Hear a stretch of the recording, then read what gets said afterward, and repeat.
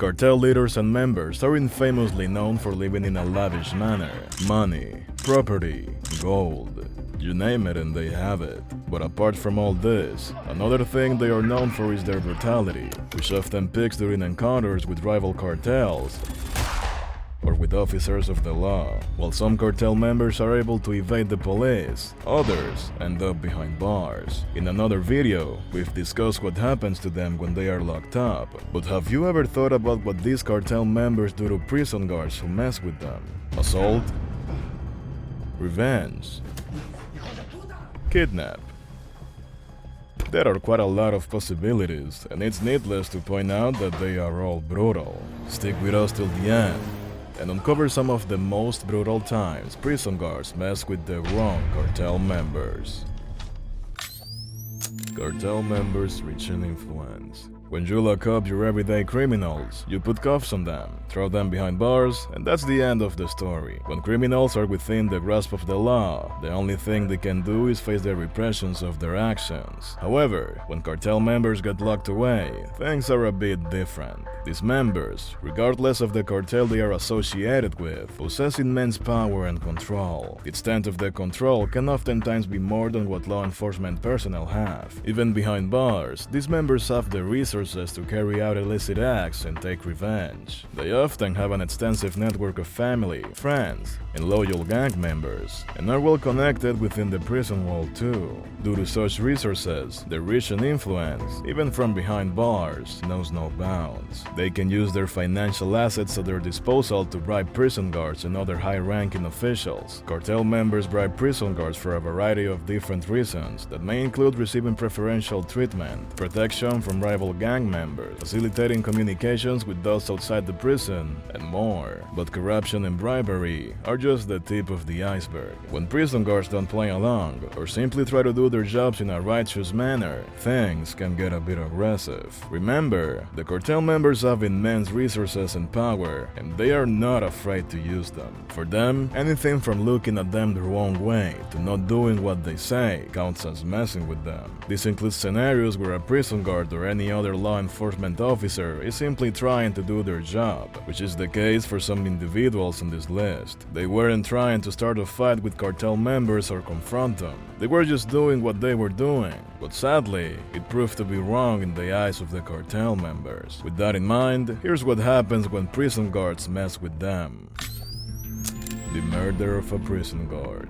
First up on our list is Jorge Herrera. He was part of a team that guarded the outside of a Ciudad Juarez prison where a cartel leader, not a member, was held. The team was made of 300 soldiers who were deployed to guard the prison site. Can you guess the name of the prisoner they were securing? No? It's none other than the drug lord El Chapo Guzman. Before we get into what El Chapo did, or have someone else do to Jorge, let's get more familiar with the reason there were 300 guards deployed for just a prisoner. First thing first, for those who don't know, El Chapo is no ordinary prisoner. To date, he's one of the most feared drug lords in North and South America, if not in the entire world. Guzman was born in Sinaloa to a poor farming family, and often had to endure physical abuse as a child at the hands of his own father. It's worth mentioning here that he first entered the world of drug trading with help from his father, who taught him how to grow marijuana, which was to be sold to local dealers. From here onwards, he went on to work with drug kingpins like Héctor Luis Palma Salazar and Miguel Ángel Félix Gallardo. While working with them, he would be involved in mapping routes and supervising logistics. El Chapo later started his own cartel in 1988 and was arrested in 1993. He was then sentenced to 20 years in prison for drug trafficking. However, he somehow managed to bribe the prison guards and escape from a federal maximum security prison in 2001 due to an $8.8 million bounty on his head. Information about his whereabouts surfaced, and he was again arrested in 2014. However, the leader of the Sinaloa cartel once again broke free from prison via an underground tunnel before his sentencing hearing in 2015. Guzman was later captured in 2016 and extradited to the United States, and in 2019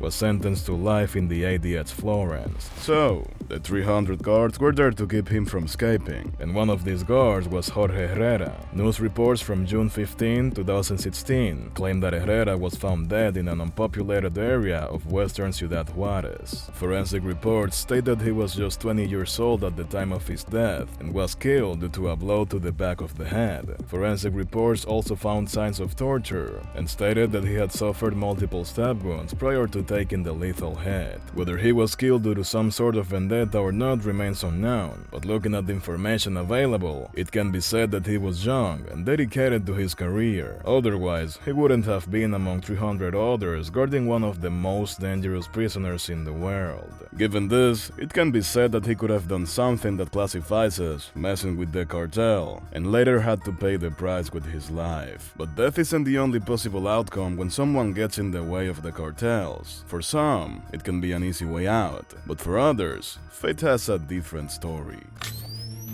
Los Llaneros take hostages. Next up on our list is an event that's actually quite recent and dates back to January 2024, and is one where the Los Llaneros cartel members abducted prison guards. Yes, you heard that right. But before we get into any detail, let's look at Los Llaneros' background first. Los Llaneros, an organized crime group and drug cartel hailing from Ecuador and infamously prominent in the region. The group might not be as big as the Sinaloa or the Medellin cartel, but they are just as ruthless and dangerous. The origins of the Los Llaneros can be traced back to the 1990s. At the time, the gang only had around 8 young adults aged between 18 to 30. Their history, similar to every other cartel, is one that's filled with acts of betrayal and murder, all committed in pursuit of leadership. After eliminating the Los Queseros in gang wars, they continued on with their organized criminal activities. One of the primary activities of Los Llaneros is to smuggle cocaine into the US. However, they are also known for their involvement in a variety of illicit activities that include organized crime, robbery, and extortion. It's believed that members of Los Llaneros have worked with the armed wing of the Sinaloa cartel in Ecuador. From small beginnings, the criminal organization has now reached a point where they have prisoners in every jail throughout the country. But the shocking part is that the members of these cartels even include security officials and politicians. In recent months, prison guards made the mistake of messing with the members of this cartel and paid quite a hefty price for it. So what exactly happened? Well, here are the details. In January 2024, a criminal mastermind named Fito broke free and escaped from prison. The 44-year-old is currently the leader of the Los Llaneros cartel and secured the position after his predecessor, Jorge Luis Zambrano, was killed in 2020. Now, as for Fito's escape and prison guards that messed with the cartel members, it was believed that the drug kingpin had some of the guards on his payroll. The guards tipped him off that he was about to be transferred to another prison within the same compound. Fito used this opportunity to plan and successfully execute his escape. Given that the Los Llaneros cartels had members in jail throughout the city, it's possible that these members were interrogated regarding Fito's plans and his whereabouts. This is something that would definitely fall into the messing with cartel members category and result in hefty consequences for the guards. Soon after the escape, members of Los Llaneros took control of the prison and held the guards hostage. But that's not where the terror ends. Upon hearing about what had happened, President Daniel Noboa declared a state of emergency followed by curfew timings in the country. He was sworn in as president after the assassination of presidential candidate Fernando Villavicencio. It's worth mentioning here that the presidential candidate had been receiving death threats from Fito just days before he was killed. Media reports published at the time of Fito's escape claimed that the government had plans to deploy the military to regain control of the prisons. However, cartel members threatened to execute the guards they were holding hostage if such a move was initiated. Apart from prison guards, 3 police officers were seized, and another was abducted during the aftermath of Fito's escape. This goes to say that one shouldn't mess with these cartel members or deal with them with caution at the very least, regardless of their position or rank. A violent escape.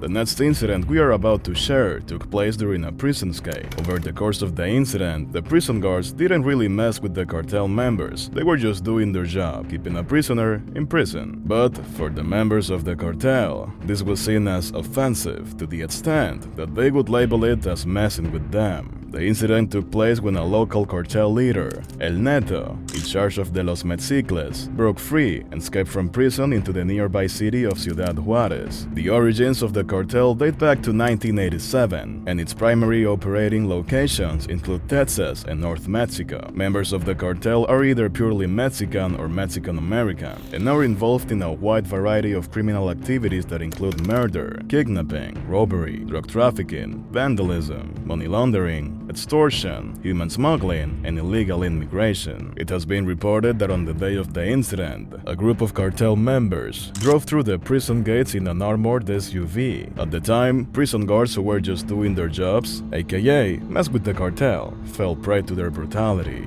After breaching the gates of the prison, the cartel members immediately began shooting at the security towers. This was a strategic move aimed at killing the guards that maybe had a bird's eye advantage during the face-off. But that's not the only trick they had in the book. As they were shooting at the guards in the towers to level the playing field, they also distributed weapons to other prisoners who were both behind bars and members of Los Metzicles. The whole incident was orchestrated to help 25 members of the gang escape from prison. Among these members was El Neto, who is believed to be the one who pre-planned all of it and set it in motion with help from both inside and outside the prison. Before we get into the details of what happened to the prison guards who messed with the cartel members during this incident, let's first look at the background of El Neto. He might not be as infamous as Escobar or Guzman, but he does have some notable criminal activities and some escape attempts to his name. Over the past few years, he has been held responsible for ordering attacks on civilians in Ciudad Juarez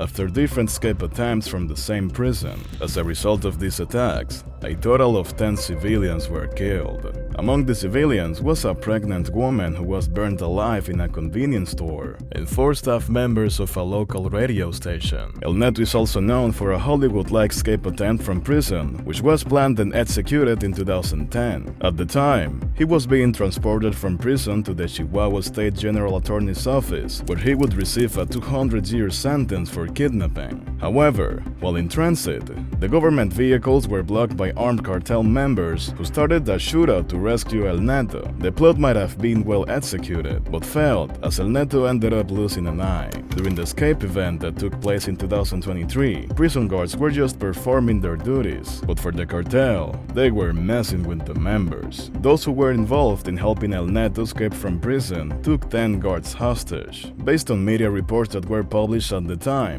it is believed that these guards were later executed. In this particular case, death was a certain outcome for the prison guards who messed with the cartel members. As a result of the investigation, 21 rifles, 900 bullet rounds, bulletproof vest, alcohol, drugs, and a safe box containing around $500,000 were discovered. In addition, 5 out of the 25 prisoners who had escaped were arrested. Furthermore, the armored SUV that the cartel had used in the attack was also discovered and seized. While the prison guards who had initially messed with the cartel members lost their lives, they were honored by the results of the investigation carried out by other law enforcement professionals, as it bore fruit against a crime syndicate to a certain extent.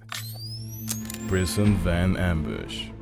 This next incident is pretty similar to the one we've just covered, in the sense that in prison, the guards were just performing their duties. However, the act alone was seen as offensive by the cartel members. Whenever we hear words like drug syndicate, crime, cartel, prison escape, or others similar to them, it is common to think of third world countries that modern society does not classify as developed. There are a lot of countries and regions worldwide that fall into this category, but Paris is certainly not one of them. It's a city that's known for its sophisticated ambience, intriguing architecture, and is a go-to destination for those seeking a traditional romantic experience. However, this is where the incident took place. As per media reports, the incident took place in May 2024. During the incident, gunmen approached an in-transit prison van and attacked it in an attempt to free a drug dealer known as The Fly. He's a middle-aged drug dealer from northern France and has ties to the powerful Blacks gang. Reports claim that he was under the investigation investigation for a kidnapping and a homicide case at the time of escape. In addition, he was under high surveillance and was sentenced to 18 months for burglary. Apart from this incident, he has 13 convictions, mostly for minor incidents that include things like theft and driving without a license. Prior to the ambush, the Fly had tried to see through the bars of his prison cell and was placed in solitary confinement thereafter. As far as this incident is concerned, he was being transported to Evreux jail in Normandy after a court hearing in Rouen. It's worth mentioning here that the location was 35 miles away. While in transit, the prison van was attacked by two men in different vehicles. Initially,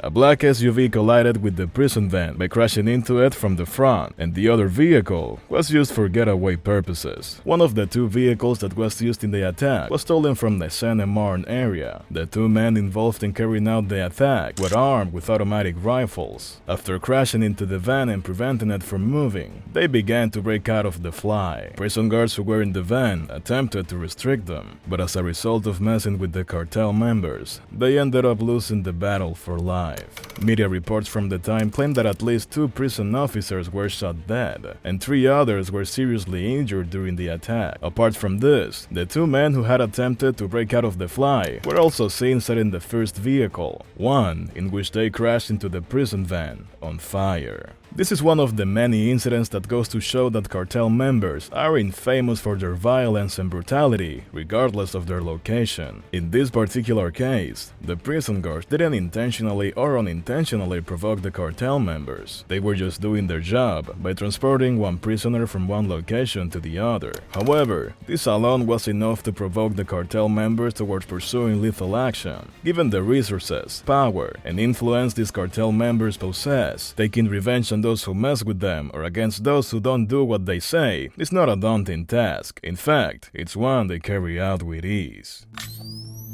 Hunting down the cops. Last but not least is the story of cartel members hunting down cops, which may include prison guards and taking revenge. Before we get into the details of the story, know that it serves as a testament to the raw power and the ability to execute at will that the cartels actually possess. For decades, police and prison guards have been the arch nemesis of the cartels. Both of them have been at each other's throats ever since the drug trade began. However, these events have taken things to a whole new level of insanity and brutality.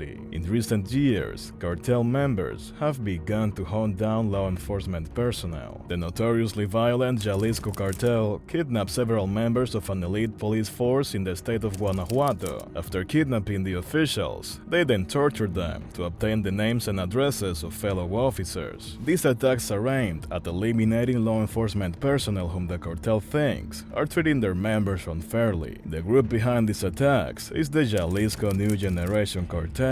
For those unaware of their existence, the group's origins can be traced back to 2009 and are defined by split in the Millennial Cartel. At the time of the split, CJNG had defeated the cartel and taken control over their smuggling networks to expand operations from one coast to the other, all within 6 months. It's worth mentioning here that after the cartel had emerged as a prominent force in the region, the number of homicides and kidnappings began to increase quite rapidly. But that's not all. By 2018, it was estimated that the CJNG had around 100 methamphetamine labs throughout Mexico. In recent times, the cartel members have threatened the law enforcement agencies in the region and stated that if the government wants war, they already know where they are. But this right here is not where the provocations and the threats end. CJNG has also gone on to state that for every member of the cartel that is harmed or treated unfairly, revenge will be taken against too. But what exactly is this revenge? For the cartel, revenge can mean anything, be it kidnapping or killing. In fact, news reports from recent years have shed light on a gruesome event, an event where a law enforcement personnel was kidnapped from their own house, murdered, and then thrown on the highway.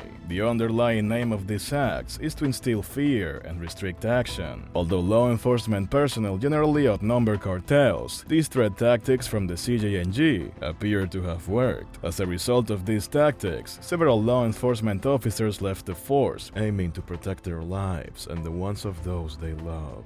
Given the resources the cartel possess, and the overall ambience of them exploiting such resources and getting away with it, such an act to flee the force is somewhat justifiable. While the officers do take an oath to protect and rid the country of those who do not uphold its legal regulations, they are still entitled and have the right to protect themselves and protect loved ones from harm's way. Based on all that we know about the cartels and their brutal acts, often fueled by revenge or the quest to conquer, it can be assumed that they are unstoppable to a certain extent. In such circumstances, what options do prison guards and law enforcement personnel have left? They can flee and pursue safety by alleviating themselves of all activities directly or indirectly related to cartel operations, or strive to uphold the law, stand up against them, be categorized among those who mess with them, and suffer the fate of the choices.